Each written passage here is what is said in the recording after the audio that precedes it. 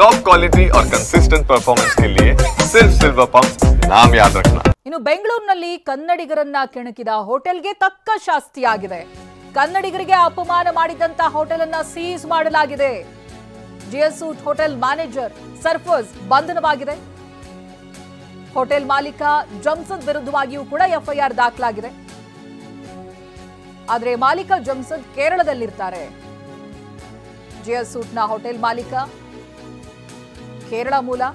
ಇನ್ನು ಕೋರಮಂಗಲದ nexus mall ಬಳಿ ಈ ಹೋಟೆಲ್ ಇದೆ. ಕನ್ನಡಿಗರ ಬಗ್ಗೆ ಅವಾಚ್ಯವಾಗಿ ಡಿಸ್ಪ್ಲೇ ಬರಹ ಪ್ರದರ್ಶನ ಮಾಡಿತ್ತು ಈ ಹೋಟೆಲ್. ಡಿಸ್ಪ್ಲೇ ಬೋರ್ಡ್ನಲ್ಲಿ ಅವಹೇಳನಕಾರಿ ಬರಹ ಪ್ರದರ್ಶನವಾಗಿತ್ತು.